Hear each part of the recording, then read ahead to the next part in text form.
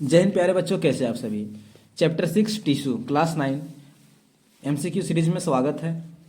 और पीछे जितना चैप्टर है उसका एमसीक्यू हम वीडियो अपलोड कर चुके हैं। अगर आप लोग नहीं देखें तो उसको देख लीजिएगा। आज हम टिश्यू का जो इम्पोर्टेंट क्वेश्चन है, जो आपका एग्जाम में ज़्यादातर पूछा जाता है और प्री बोर्ड होने वाला है और कहीं कहीं चल भी रहा है, तो उसके लिए बहुत ही इंपॉर्टेंट क्वेश्चन है टिश्यू। और फाइनल एग्जाम में भी आपका सवाल आएगा। टिश्यू बहुत लोग को कॉम्प्लिकेटेड लगता है, बट यहाँ पे आपको बहुत इंपॉर्टेंट एमसीक्यू हम देंगे जो ज़्यादातर एग्जाम में पूछा जाता है। और आप लोग का तैयारी कैसा चल रहा है कमेंट करके जरूर बताइएगा। तो चलिए पहला सवाल चलते हैं कि cardiac muscle are found in. Cardiac muscle कहाँ पे पाया जाता है हमारे बॉडी में? तो वो हार्ट जो होता है कार्डिक मसल्स का बना होता है। ओके, इनवॉलेंट्री मसल्स होता है। इस पर हमारा कोई जोर नहीं, हम नहीं चाहेंगे कि हार्ट को रुक जाए तो भाई रुक जाएगा। ओके, नेक्स्ट सवाल की तरफ चलते हैं कि which connective tissue connect to bones.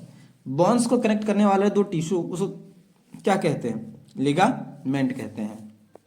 Next है कि which connective tissue connect muscles to bone. Muscles और बोन को कनेक्ट करने वाला टिश्यू क्या कहते हैं? टेंडन्स कहते हैं। क्या कहते हैं? टेंडन्स। नेक्स्ट चलते हैं कि which plant tissue is responsible for transporting water. पेड़ पौधा में पानी को ले जाने के लिए कौन सा टिश्यू रिस्पॉन्सिबल होता है? तो क्या होता है? जाइलम। जा से जल, जा से जाइलम। ओके, और जाइलम जो होता है यूनिडायरेक्शनल होता है, याद रखिएगा, पूछा जाता है। और रूट से सूट की ओर चलता है। Next, which muscles tissue is involuntary and found in internal organ. इनमें से involuntary muscles found in internal organ कौन सा होता है? तो स्मूथ मसल्स। क्या होता है? स्मूथ मसल्स, जो इनवॉलेंट्री है और कहाँ पाया जाता है? इंटरनल ऑर्गेन में। Okay, next, which tissue is made of dead cell. इनमें से डेड सेल का कौन सा, मतलब जो डेड सेल का टिश्यू बना रहता है डेड सेल से, तो क्या होगा? स्क्लेरन कायमा। नेक्स्ट चलते हैं, जो मैकेनिकल प्रोवाइड करता है। Next, which muscles tissue is stated and voluntary.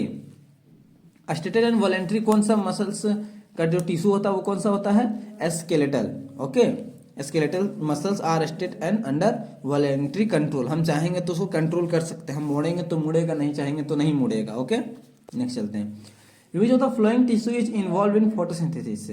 Photosynthesis के लिए कौन सा टिश्यू क्या होता है? रिस्पॉन्सिबल होता है।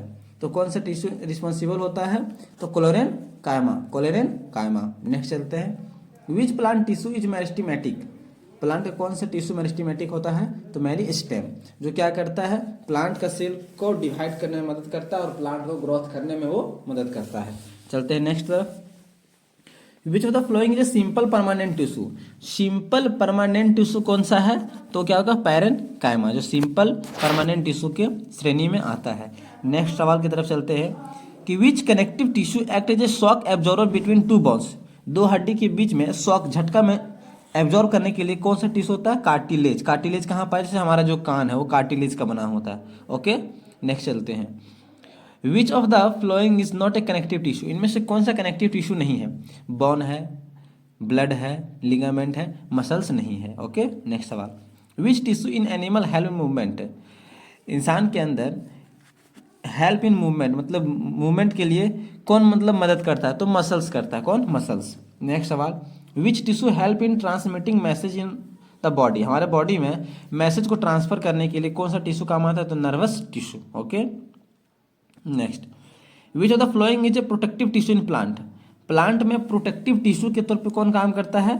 तो एपिडर्मिस काम करता है। Epidermis the protective tissue covering the surface of plant organ. Okay, next, which tissue form the inner leaning of organ. किसी भी ऑर्गेन का इनर लिनिंग किसका बना होता है? तो एपिथेलियल टिश्यू का। ओके, नेक्स्ट सवाल की तरफ चलते हैं, which of this tissue provide flexibility to plant. Plant में फ्लेक्सिबिलिटी कौन प्रदान करता है? तो कौन प्रदान करता है? कोलेन कायमा। कोलेन कायमा सेल है thickened corner that provide flexibility, ताकि पेड़ पौधा क्या आराम से वो मुड़ सके, आंधी तूफान हवा में वो टूट ना जाए। नेक्स्ट सवाल कि which blood cell help in clotting. Blood clotting के लिए कौन सा जो सेल होता है वो हेल्प करता है? तो प्लेटलेट्स, जिसको थ्रोम्बोसाइट्स भी बोलते हैं। चलते हैं नेक्स्ट, जब डेंगू मच्छर आपको काट लेगा ना तो प्लेटलेट्स की संख्या क्या हो जाएगी? बहुत कम हो जाएगी। चलिए, which plant tissue is responsible for the transfer of food. Food को ट्रांसपोर्ट करने के लिए कौन सा टिश्यू काम आता है? तो फ्लोएम। फ्लोएम जो होता है वो बाई डायरेक्शनल होता है। ओके, बाई डायरेक्शनल होता है। चलिए, इसी के साथ जो आपका 19 MCQ था उसको हम सॉल्व कर दिए हैं। अब जो नेक्स्ट चैप्टर है उसको हम चलेंगे और आप लोग रिवाइज कर रहे हैं, आप लोग कमेंट करके बताइएगा। नेक्स्ट वीडियो में मिलते हैं, तब तक के लिए जय हिंद जय भारत।